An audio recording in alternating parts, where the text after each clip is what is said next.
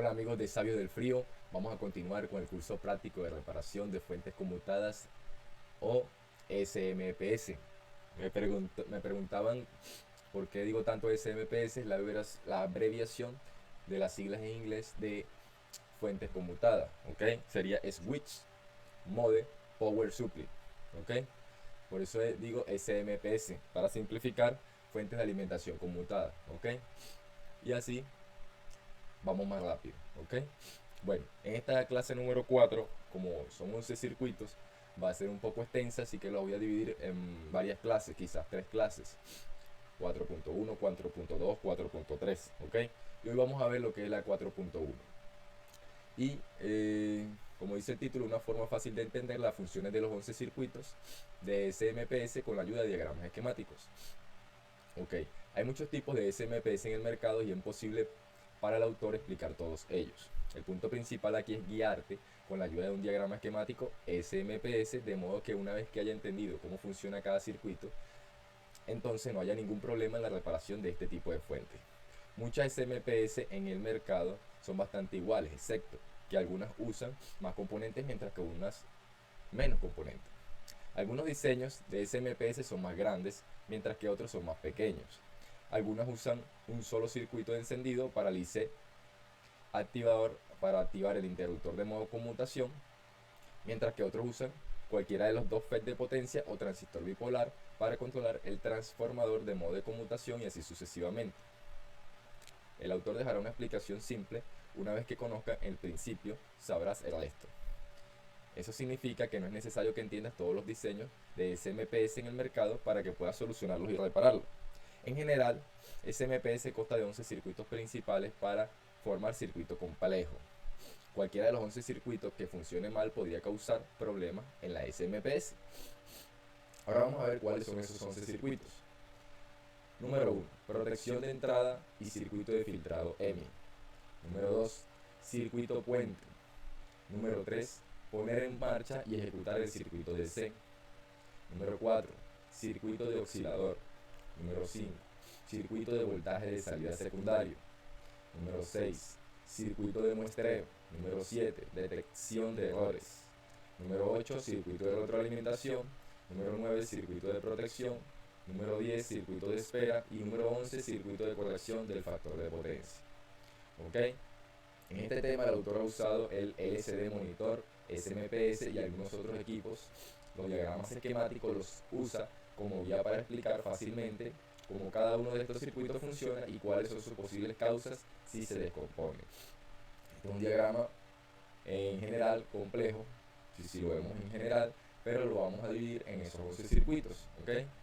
Fíjense, este es un típico diagrama esquemático de una fuente de monitor LCD. Y vamos a empezar con el primer circuito, ¿ok? Circuito de entrada de protección y circuito de filtrado EMI. Este es el primer circuito donde la alimentación de corriente alterna ingresa al SMPS.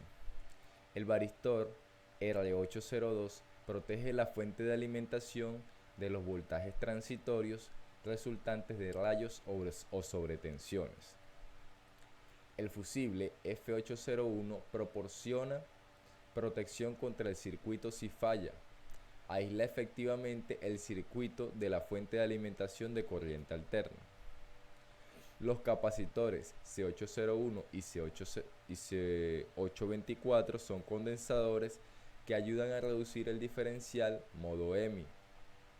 El resistor R801 descarga C801 y C824 para la eliminación de corriente alterna, lo que evita shock potencial al usuario. El inductor L805 es un inductor de modo común y ayuda al filtrado de modo común EMI, interferencia electromagnética, para que vuelva a acoplarse a la fuente de corriente alterna. Los C802 y C803 son condensadores y están conectados desde la línea neutro a la tierra. El termistor R840 limita la corriente de arranque pico inicial trazada por el circuito de arranque. Ok amigos, vamos a ver ahora el circuito de puente rectificador. Aquí a simple vista se ve los 4 diodos en amarillo, capacitor principal y el transformador primario, ¿ok? Por acá vemos también un condensador que está puesto entre la tierra caliente y la tierra fría. Ok, amigos, vamos a ver ahora el circuito de puente rectificador. Aquí así. El circuito puente consta de un puente rectificador, ya sea 4 diodos o un rectificador de paquete único, y un condensador de filtro. La función del puente rectificador es convertir la tensión de corriente alterna entrante en voltaje de corriente continua, y el condensador del filtro por lo general tiene un valor de 220 microfaradios 400 voltios para eliminar las ondulaciones, y esto proporcionará un buen voltaje de corriente continua a la fuente en el devanado primario del transformador de potencia en modo interruptor. En países que utilizan 220 o 240 voltios de corriente alterna, el voltaje de corriente continua que obtendrá es aproximadamente 300 voltios de corriente continua, y para los países que usan 110 o 120 voltios de corriente alterna, el voltaje de corriente continua que obtendrán es de unos 150 a 160 voltios DC. Se mide la tensión continua que se obtiene a través de los dos pines del condensador de filtro utilizando un multímetro. Bueno, amigos, continuamos. En algunos diseños de fuente de alimentación se puede ver que hay condensadores conectados a través de cada diodo en el puente rectificador, como se ve en la figura 4.4. Vean el puente rectificador acá y vemos que cada uno de los diodos tiene en paralelo un capacitor. La función de esos condensadores es suprimir las señales RFI o interferencia de radiofrecuencia generada por los mismos diodos rectificadores. La contaminación de la red asimétrica se reduce con la inserción de C823 en la figura 4.3 entre la tierra primaria, lado caliente, y la tierra secundaria, sitio frío. Ese sería este condensador que está acá, ¿ok? Este componente condensador a veces podría encontrarse en paralelo con otra resistencia que se requiere para satisfacer los principales requisitos de aislamiento. Si el puente rectificador está en cortocircuito, entonces el fusible principal seguramente explotará. Y en algunos casos también podría causar que el IC Power, el FET de potencia y los componentes exploten también. Si el valor del condensador del filtro cae, abriría el circuito, o el valor ESR sería elevado. ESR es una resistencia interna que tiene el capacitor. Si ese valor es elevado, puede no causar síntomas de energía, es decir, que no enciende la fuente. Puede haber parpadeo de energía o voltaje inestable en el lado secundario. Si está reparando un monitor CRT TV, notará que la pantalla está tanto a la derecha como a la izquierda. Los lados tienen olas nadando verticalmente a través de la pantalla. ¿Ok? Y eso lo causa esa falla en el capacitor. Vámonos para este último circuito que vamos a ver en esta clase 4.1, ¿ok? Que es el circuito de poner en marcha y ejecutar el circuito DC, ¿ok? Este circuito usualmente consiste de 1 a 3 resistores de alta resistencia, generalmente de 47 kΩ o varios cientos de ohmios, y está conectado en la línea de voltaje de 300 voltios de corriente continua en caso de que se esté alimentando el circuito con 220 voltios, ¿ok? Y está conectado ahí en esa línea y en la entrada de alimentación del IC Power. Veanlo aquí en la imagen, y es esta resistencia que está acá, ¿ok? Que está señalada con esta flecha roja, dice Start Up Resistor, y en este caso es de 200 kΩ, 3 vatios, ¿ok? Está conectada desde la salida del puente rectificador, está conectada ahí y baja hasta este punto, que está acá, si siguen por esta línea, llega hasta el VCC, ¿ok? Del IC Power. Después de los 300 voltios de corriente continua, pasa a través de la resistencia de arranque. El voltaje bajará prácticamente a 16 voltios de corriente continua. O sea, se agarra en los 300 voltios, pero como el valor de resistencia es grande, eso se reduce.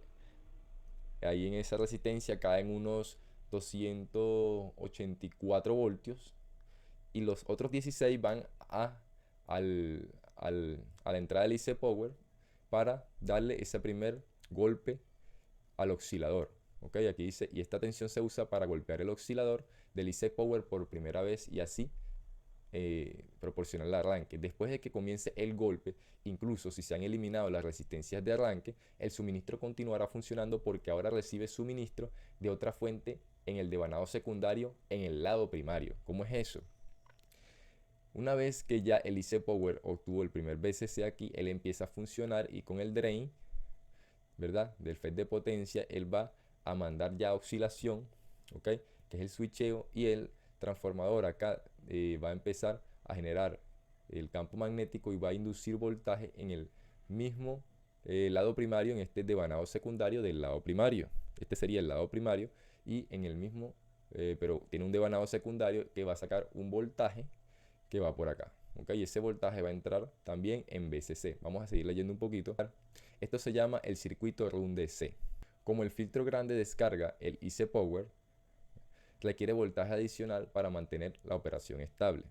Por lo tanto, se proporciona un circuito adicional, es decir, se ejecuta el RUN DC para proveer al IC Power del devanado secundario, que es el circuito voltaje fuente. Se vuelve estable. Consiste en una resistencia R816, que es la resistencia que les comenté acá, para evitar el pico. Si esa resistencia evita el pico, después viene, usa un diodo, ¿verdad? Rectificación de pico, se usa un diodo de 803, que es el que continúa acá abajo, ¿ok? Para rectificar la señal entrante, porque recuérdense que aquí viene una señal de corriente alterna, y este resistencia limita el pico, este diodo la rectifica continua, ¿ok? Y luego se suaviza con C808 para dar un nivel de corriente continua, que sería este capacitor que continúa aquí y este capacitor. Los dos ayudan a suavizar, ¿verdad? Esa señal continua que viene del diodo, pero todavía no viene totalmente continua, sino que viene con unos rizos, y los capacitores la suavizan, y aquí entonces ya tenemos voltaje de corriente continua ya estable, ¿ok? Y ahí ese sería el circuito RUN DC. Nota, en algunos diseños el voltaje de inicio no se deriva de los 300 voltios DC, sino de la fuente en sí misma, pero desde una de las líneas de corriente alterna, como se ve en la figura 4.6. Aquí en esta figura 4.6, ¿verdad? Vamos a ver que, fíjense dónde está el IC Power acá con esta flecha roja, y el voltaje VCC, que es este de aquí abajo del IC Power, viene suministrado desde aquí. Vamos a subir acá. Aquí está una resistencia, está otra resistencia, está el diodo, y se está tomando de este punto. Aquí viene lo que es la alimentación, y fíjense que esto sería una de las líneas de corriente alterna, y de ahí se toma la alimentación enseguida para el VCC, para el circuito de arranque. Se toma y se rectifica con este diodo, pasa por dos resistencias y de una vez va aquí a VCC. De esa manera tomaría como el circuito de RUN DC o de arranque. Notas, vamos a leer acá: si las resistencias de arranque se abren en el circuito o se convierten en ohmios altos, no causaría síntomas de energía, ¿no? Entonces no evidenciaríamos que prende el televisor. A veces también puede causar problemas de energía intermitente, ¿ok? De repente apaga, prende. Esto significa que a veces puede encender el SMPS, pero después de haberse apagado la alimentación, y vuelve a encenderla, ¿ok? No funcionaría, se espera un momento y se prueba un par de veces más, y el SMPS entonces comenzará a trabajar de nuevo. Esto es lo que se llama como problema de poder no intermitente. Hasta aquí con la clase número 4.1, porque como ven es ya un poco más extensa, y en la siguiente clase vamos a seguir con los demás circuitos. Aquí, como ven, está el circuito oscilador, ¿ok? Vamos a ver después el circuito de voltaje de salida secundario, y así vamos a continuar con la clase 4.2. Así que si quieres seguir entendiendo cómo funcionan las fuentes conmutadas y poder volverte técnico reparador de las mismas en cualquier electrodoméstico, suscríbete a mi canal, activa la campanita de notificaciones y no te pierdas el nuevo video.